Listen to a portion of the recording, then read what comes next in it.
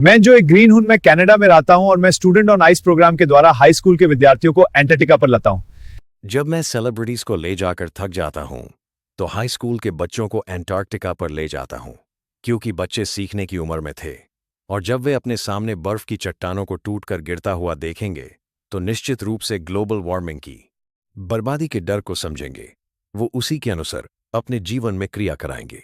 इसलिए वह कार्यक्रम सफल रहेगा, जिसके द्वारा हाई स्कूल के बच्चों को एंटार्क्टिका पर ले जाया जाता है। उसका नाम स्टूडेंट्स ऑन आइस दिया जाता है। इसका उद्देश्य हाई स्कूल के बच्चों को प्रेरणादायी शिक्षा का अनुभव प्रदान करना था। मैं तिशानी दोषी हूँ और मैं स्टूडेंट ऑन आइस प्रोग्राम के द्वारा एंटार्क्टिका पर जाती हूँ। तिशानी दोषी भारत के मद्रास की रहने वाली हैं और ये 13.9 अक्षांश पर पड़ता है। इस वर्ष की शुरुआत में वे खुद को सोकानास्की नामक रूस के जहाज पर पाती हैं और अंटार्कटिका की तरफ जा रही हैं। इसमें वो कार, एरोप्लेन और फिर जहाज को मिला करके 100 घंटे की यात्रा करती हैं। एक 100 घंटे की यात्रा के बाद जब तिशानी दोषी अंटार्कटिका पहुंचती हैं, तो उन्हें हैरानी के साथ राहत महसूस होती है। इसकी विशालता और अकेलेपन पर हैरानी होती है। चारों ओर सफ़ेद और नीला क्षितिज है, बर्फ के अलावा कुछ नहीं है। लेकिन सबसे ज़्यादा हैरानी इस बात पर होती है कि एक समय था जब भारत और अंटार्कटिका एक ही ज़मीन का हिस्सा थे, जिसे सुपर कॉन्टिनेंट गोंडवाना कहा जाता था। यह 650 मिलियन साल पहले मौजूद था और 500 मिलियन सालों तक फलता फूलता रहा। इसमें पेड़, पौधों और जानवरों की बहुत बड़ी वैरायटी थी। यह टूटना शुरू हुआ और जमीन के टुकड़े देशों में बांटने लगे, जिससे आज की दुनिया बनी। उसी समय जब डायनासोर खत्म हो गए और स्तनधारियों का युग शुरू हुआ। अंटार्कटिका सबसे ठंडा, सबसे सूखा और सबसे तेज हवा वाला महाद्वीप है, जो एक साफ, सुथरे, शांत और सुनसान सफ़ेद रेगिस्तान की तरह है।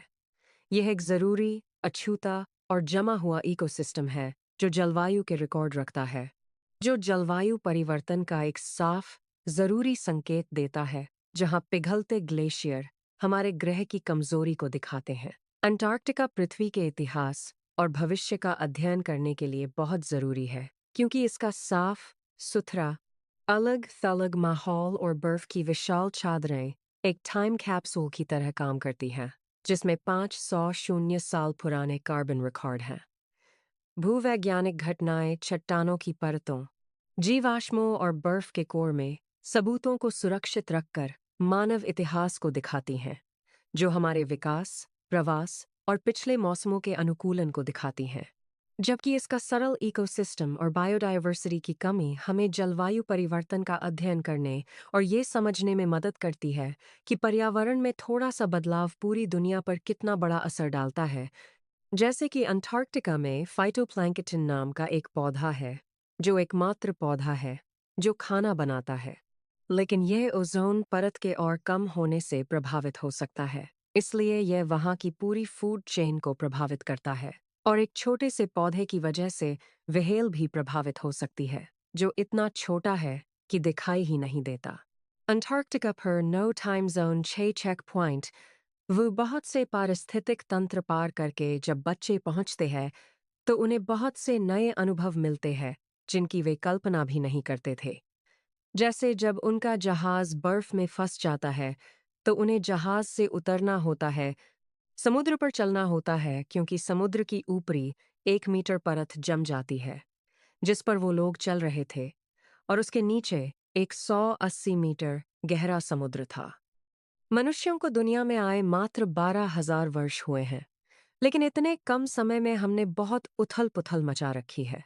बाकी प्रजातियों को सीमित साधनों में संघर्ष करने पर मजबूर कर दिया। वो बहुत सारा फॉसिल फ्यूल जलाकर एक कार्बन डाई ऑक्साइड लाइवर्स की परत संसार के चारों ओर बना ली है, जो एक कंबल की तरह तापमान को बढ़ा रही है, जिससे अंटार्कटिका की बर्फ पिघल रही है। इसीलिए आजकल अंटार्कटिका जलवायु परिवर्तन की बहस का केंद्र रहता है, क्योंकि यदि सारी बर्फ पिघल जाएगी तो क्या होगा, ये कोई नहीं जानता। जब यहाँ डायनासोर रहते थे, तब तापमान ज्यादा था, और अब हम फिर तापमान बढ़ा रहे।